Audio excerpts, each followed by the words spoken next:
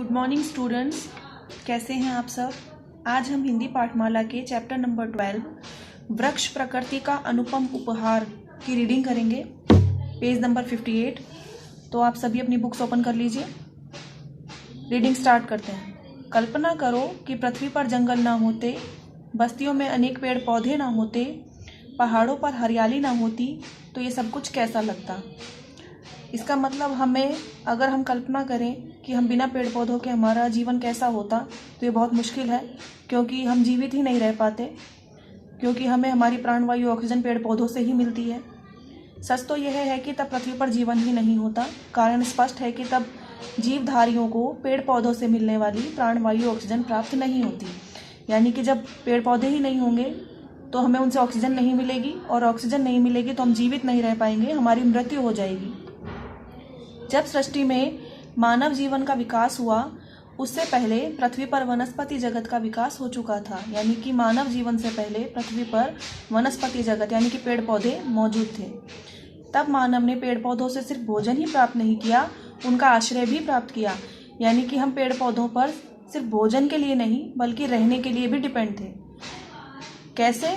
हम उनके वृक्षों के नीचे रहते थे, उनकी छाल पत्तों से तन ढकते थे, और खाने के लिए हम पेड़ पौधों पर डिपेंड कैसे थे। हम कंदमूल और फल खाकर अपनी क्षुधा शांत करते थे। क्षुधा शांत करते थे मतलब भूख शांत करते थे, क्योंकि उस समय आग का आविष्कार नहीं हुआ था। तो जो पेड़ पौधों से हमें कंदमूल और फल मिलते थे, उन्हीं को खाकर मानव अपनी भूख शांत करता था। उनकी टहनियों और पत्तों से अपने आश्रय स्थल बनाए। आग का आविष्कार होने पर उसने वृक्षों की लकड़ी जलाकर शीत से अपनी रक्षा की। यानी कि जब ठंड होती थी तो पेड़ों की जो लकड़ियाँ होती थी उनको जलाकर मानव ने ठंड से अपनी रक्षा की। और क्योंकि आग का आविष्कार हो गया था तो भोजन की विधि में भी सुधार हुआ। और कहने का तात्पर्य यह है कि आदिकाल से ही पेड़ पौधे मानव जीवन के अभिन्न अंग और उपकारी बंधु रहे हैं। बंधु यानी मित्र, क्योंकि वो हमारी सहायता करते हैं।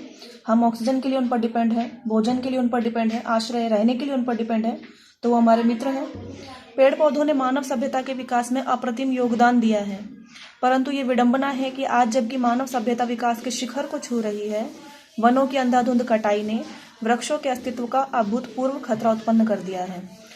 हमें कोशिश करनी चाहिए ज़्यादा से ज़्यादा कि हम पेड़ों को काटने का विरोध करें, ज़्यादा से ज़्यादा पेड़ पौधे लगाएं। क्योंकि अगर ऐसा होता है कि ये हम नहीं कर पाते हैं तो कहीं ना कहीं मानव जीवन जो है वो खतरे में पड़ जाएगा। अपनी वन संपदा के लिए विख्यात अफ्रीका के वे सघन वन, जिनमें सूर्य की किरणों का प्रवेश असंभव था, अंधाधुंध काटे जा रहे हैं। वहाँ प्रकृति का संतुलन एकदम गड़बड़ा गया है। अगर पेड़ पौधे पृथ्वी पर नहीं होते हैं तो कहीं ना कहीं प्राकृतिक संतुलन जो है वो गड़बड़ाएगा, और बारिश भी कहीं ना कहीं पेड़ पौधों पर ही डिपेंड करती है, उसी पर निर्भर करती है। तो जब बरसात कम होगी तो भी मानव जीवन पर बहुत फर्क पड़ेगा। आवश्यक वन संपदा नष्ट हो रही है, उनमें निर्भय विचरण करने वाले दुर्लभ जंतुओं के जीवन को खतरा उत्पन्न हो गया है। कई दुर्लभ जंतु जातियां विनाश के कगार पर खड़ी हैं। अफ्रीका तो मात्र एक उदाहरण है, विश्व में सर्वत्र यही हो रहा है। विश्व सभ्यता हाथ धोकर वृक्षों के पीछे पड़ी हुई है। इसका अंत कहाँ होगा, कहा नहीं जा सकता। तो आज हम बस यहीं तक रीडिंग करेंगे, बाकी रीडिंग हम नेक्स्ट क्लास में करेंगे। तब तक आप एक बार फिर से इसको रिवाइज कीजिएगा, इसके हार्ड वर्ड याद कीजिएगा, और तब तक के लिए हैव ए नाइस डे।